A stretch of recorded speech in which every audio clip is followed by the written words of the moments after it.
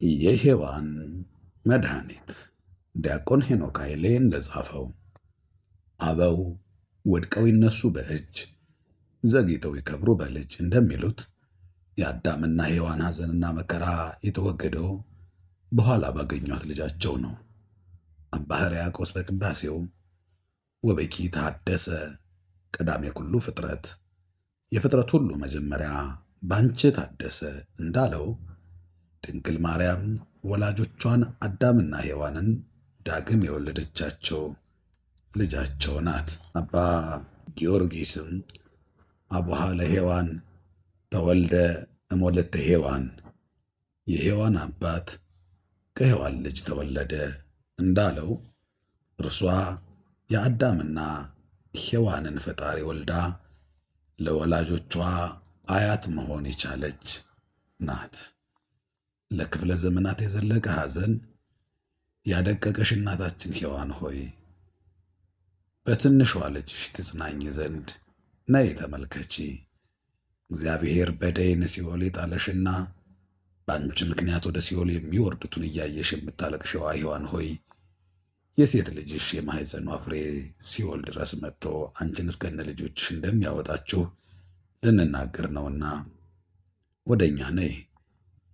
ቅዱስ ኤፍሬም እነሆ ዛሬ ሔዋን በሲኦል ሆና ደስ ይበላት፣ የሴት ልጇ ልጅ የእናቱን እናት ሊፈውስ የሕይወት መድኃኒት ሆኖም ወርዷልና ብሎ የዘመረልሽ ሔዋን ሆይ ሞት የሚያመጣውን የዘበለስን ፍሬ ታቀፍሽው እናታችን ሆይ ታናሿ ልጅሽ በእጆቿ የሕይወትን ፍሬ ታቅፋ አይተሽ ትጽናኝ ዘንድ ፈጥነሽ ነይ። ሔዋን ሆይ ሕይወትን አምጥታልሻለችና በሴት ልጅሽ ሞገስ ደስ ይልሽ ዘንድ ነይ። ድንግል ማርያምንም ዘወትር ደስ ይበልሽ ስንላት ሔዋንንም አብረን እናስታውሳታለን። የሔዋን የሚጎዳ ማሰሪያዋ ባንቺ የተቆረጠላት እመቤቴ ማርያም ሆይ ደስ ይበልሽ። ተፈስሒ ኦ ማርያም እንተ ብኪ ተበትከ ማእሰረ ሔዋን ማህመሚ እንተ ገደፋ እግዚአብሔር ውስተ ደይን። ቅዱስ ያዕቆብ ዘስሩግ እንዲህ ይላል፣ ሔዋን ያለባት ዕዳ ምንድን ነው? እስቲ የፍርዷን ደብዳቤ ይውጣና ይነበብ። ሔዋን የፈረመችበትን ዕዳ የድንግል ማርያም ልጅ አሁን ይከፍለዋል። እባብ ሴቲቱን ሔዋንን ነክሷት ነበር። ታናሽ ልጇ ድንግል ማርያም ደግሞ ለፈውስ የሚሆናትን መድኃኒት ቅጠል ሰጠቻት። ለ5500 ዓመታት የፈሰሰውን የሔዋንን እንባ የጠረገች በሞት ጥላ ለምትኖር እናቷ ሕይወትን የወለደች በጨለማ ለምትመላለስ እናቷ ብርሃንን አቅፋ የሰጠቻት የብርሃን እናት ድንግል ማርያም ነበረች። ሔዋን በገነት ዛፎች መካከል ቆማ የሰራችውን የጥፋት ታሪክ ድንግል ማርያም በናዝሬት ገሊላ ቆማ አረመችው። ሔዋን በገነት ሳለች ማድረግ ያልተቻላትን ነገር ሁሉ ታናሿ ብላቴና አድርጋ አሳየቻት። የሰው ልጅን ከገነት ያስወጣው የእባቡና የሔዋን ቃለ ምልልስም ሰውን ወደ ገነት በመለሰው በገብርኤልና በማርያም ቃለ ምልልስ ተተካ። ሰይጣን በእባብ አድሮ የሠራው ሰውን የማታለሉ የውድቀታችን ታሪክ እባብም ለሴቲቱ እንዲህ አላት ተብሎ በየዕለቱ ሲተረክና የሰው ልጅን አንገት ሲያስደፋ እንዳልኖረ አሁን በተራችን የገብርኤልንና የማርያምን ንግግር መልአኩም ወደ እርሷ ገብቶ እንዲህ አላት እያልን በዘወትር ጸሎታችን ሳይቀር እየደጋገምን የምንጸልየውና የምንዘምረው የክብራችን ማስታወሻ ሆነ።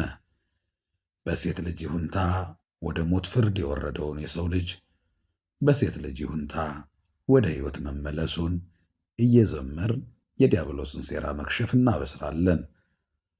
ዛሬ ገብርኤል ይናገራልና እባብ ዝም በል፣ ውሸት ይፈርሳል፣ እውነትም ይገለጣል።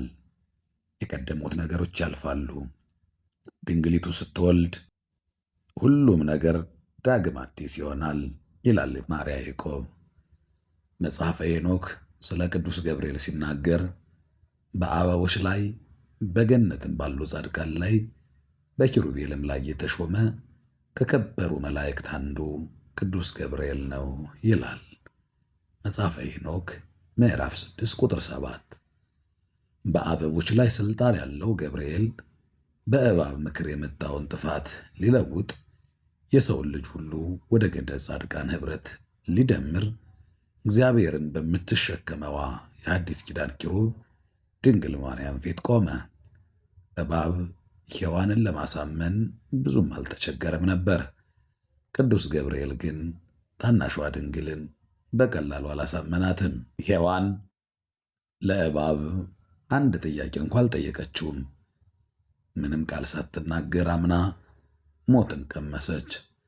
ከዛፍ አምላክነት እንዴት እንደሚገኝ አልጠየቀችም። ወዲያው ዛፉን ማየትና መጎምጀት ጀመረች። ቸኩላም በላች።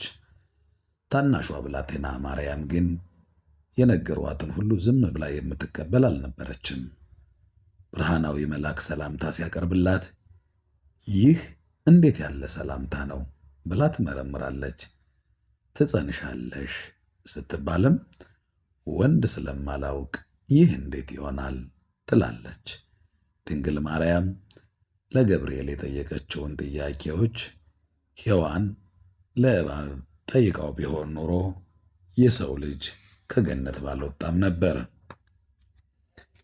የሔዋን ችኮላ ከማርያም ትዕግስት ጋር እኩል ነበረ። ልብ አድርጉ። ሔዋን እባብ መጥቶ ብትበሉ እንደ እግዚአብሔር ትሆናላችሁ ብሎ የነገራትን ነገር ከዛ በፊት ሰምታው የማታውቀው ነገርን ነው። ገብርኤል ለድንግል ማርያም የነገራት ነገር ግን እነሆ ድንግል ትጸንሳለች፣ ወንድ ልጅም ትወልዳለች ብለው ነቢያት በትንቢት የተናገሩትና ለዘመናት በተስፋ ሲጠበቅ የነበረ ነገርን ነው። ሔዋን ሰምታ ለማታውቀው ነገር ያሳየችው ችኮላና ድንግል ማርያም ለምታውቀው ትንቢት ያሳየችው አለመጓጓት እጅግ አስደናቂ ነው። ሔዋንስ አስቀድማ እንዲህ ያለ ቃልን አልሰማችም ነበር። መጽሐፍም ይህንን አልጻፈም፣ ነቢይም አልተናገረም። ማርያም ግን በነቢያት መጻሕፍት ያለውን የክርስቶስን ነገር የቃሉን እውነተኛነት ታውቅ ዘንድ በትዕግሥት ሰማች እንጂ አልቸኮለችም። ሔዋን የተሞኘችውን ያህል ድንግል ማርያም ተጠበበች። ያችኛይቱ የገባችውን ዕዳ ሁሉ ይህችኛይቱ ከፈለች። በሔዋን የወደቅነ ሁላችን በድንግል ማርያም ተነሳን ይላል ቅዱስ ያዕቆብ ዘስሩግ። ሔዋን ዕፀ በለስን እያየች ለዓይኗ ደስ ብሏት ለሰው ልጆች የሞትን ፍሬ ሰጠች። ማርያም ግን መንፈሴ በመድኃኒቴ ደስ ይላታል ብላ የማኅፀኗን ፍሬ መድኃኒታችንን ሰጠችን። ዲያብሎስ አምላክ መሆንን ለአዳምና ሔዋን ተስፋ እንደሰጣቸው ገብርኤልም ለማርያም በሥጋው አምላክን መውለድን ተስፋ ሰጣት። የሚያስደንቀው ሔዋን አምላክ መሆንን ፈልጋ ከዛፉ ፍሬ በትዕቢት ቀጠፈች። ማርያም ግን እንኳን አልፋ አምላክ ለመሆን ልትፈልግ አምላክን ትወልጃለሽ ስትባል እንኳን የጌታ ባሪያው ነኝ ብላ በትሕትና ተናገረች። በእባብ ሥጋ ተሰውሮ ለማታለል ወደ ሔዋን የመጣው ዲያብሎስ ወደ ድንግል ማርያም መጥቶ ተመሳሳይ የማታለል ሙከራ አድርጎ ቢሆን ኑሮ ብለን እናስብ። ወደ እርሷ ዲያብሎስ ቢመጣ ኑሮ ብዙ ነገር ያልጠበቀው ይሆንበት ነበረ። መክበር ፈልጎ ወድቀ ብትሰግድልኝ ዓለምን እሰጥሃለሁ እስከ ማለት የሚደርሰው የውዳሴ ናፋቂ ዲያብሎስ ታናሿ ብላቴና ይህ እንዴት ያለ ሰላምታ ነው እያለች ለመቀበል ስትፈራ ከማየት በላይ ምን ሊያበሳጨው ይችላል? በትዕቢቱ ወደር የሌለው ሰይጣን በትሕትናዋ ወደር በሌላት ፊት እንዴት ይቆም ነበር? እግዚአብሔር ከፍ ሲያደርገው በውበቱና በክብሩ ብዛት በትዕቢት የወደቀው ሰይጣን እግዚአብሔር ክብሯን ሲያበዛላት ራሷን የበለጠ ዝቅ የምታደርገውን ብላቴና ሲያይ ምንኛ ይቃጠል ይሆን? አዳምና ሔዋንን ለማወቅ ብለው ከዛፍ ፍሬ እንዲበሉ ያደረጋቸው ዲያብሎስ የገሊላዋ ድንግል ወንድ አላውቅም ብላ አለማወቋን እንደ አቋም ስትናገር ሲሰማት ምን ይሰማው ይሆን? አምላክነትን እንዲፈልጉ መክሮ አዳምና ሔዋንን ያሳተው ሰይጣን የገሊላዋ ማርያም የጌታ ባሪያው ነኝ ብላ ስፍራዋን ስትናገር ሲሰማ ምን ይሰማው ይሆን? ሔዋን አምናበት የበላችውን ዛፍ እባብ አሳተኝ ብላ ለሰው ልጅ ሞት ከተጠያቂነት ስትሸሽ ያየው ሰይጣን ድንግል ማርያም እነሆኛለሁ ብላ ለሰው ልጅ መዳን የድርሻዋን ልትወስድ ስትቆም ሲያይ ምንኛ ይፈራት ይሆን? በእርግጥም ዲያብሎስ በፊቷ ቢቆም ኖሮ የገሊላዋን ብላቴና ድንግል ማርያምን ወደር የሌለው ፍጹም ትሕትናዋን መቋቋም አቅቶት ተንፈራፍሮ ከእባብ ውስጥ ዓላማ ይዞ እንደተሰለፈ ሰራዊት የምታስፈራ ይህች ማናት እያለ እየለፈለፈና እየጮኸ በወጣ ነበር። አለዚያም በአሳማዎቹ ላይ እንዳደረገው እባብን ይዞት ገደል በገባ ነበር። ምጥ ያሰቃያ ሴት በልጇ ምጧን እንደምትረሳ እኛ የሰው ልጆችም በሔዋን ምክንያት የደረሰብን ምጥ ሁሉ ድንግል ማርያምን ከተወደደው ልጇ ጋር ስናያት እንረሳዋለን። አዲሲቱን ሔዋን ድንግል ማርያምን ስናይ የቀድሞዋን እናታችን ሔዋንን መውቀስ ትተን ኧረ እንኳንም ዕፀ በለስን የበላሽ ወደ ማለት እንደርሳለን።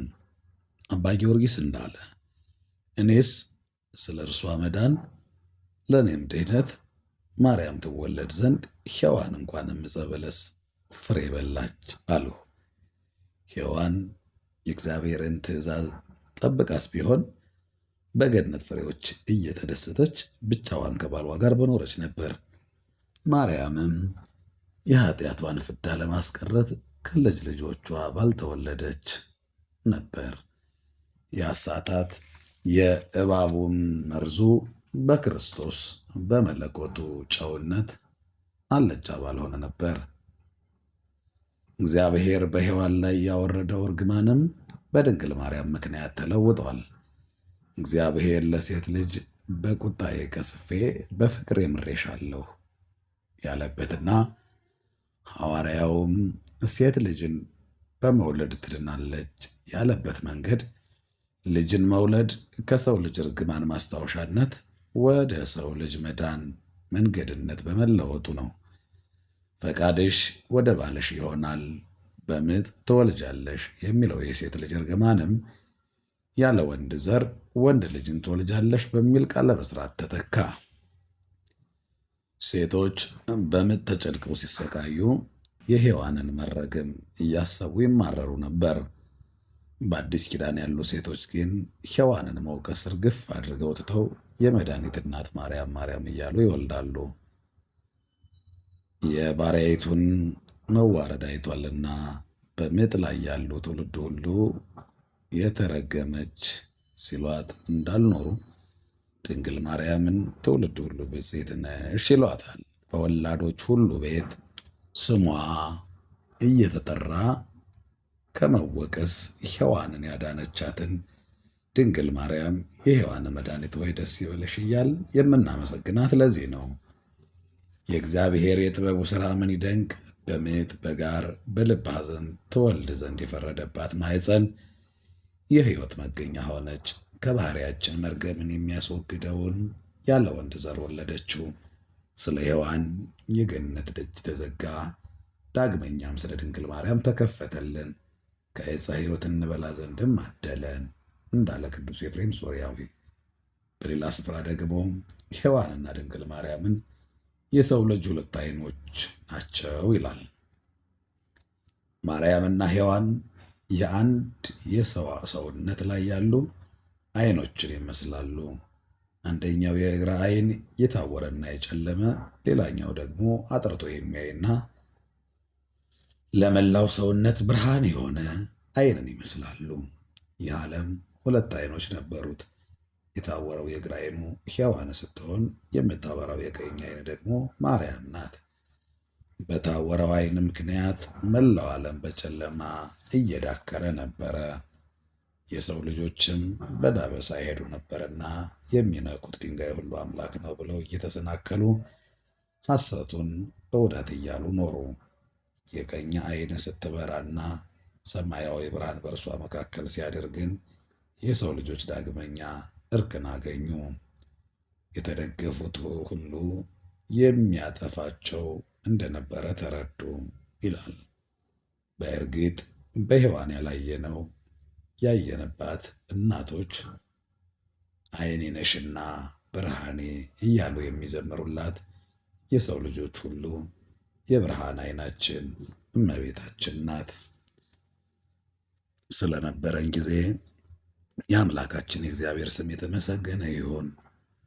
ውድ ክቡራን ተከታታዮቻችን ሼር በማድረግ ሀሳብ አስተያየታችሁንም ኮሜንት ላይ በማስቀመጥ ስለምትከታተሉን ከልብ እናመሰግናለን።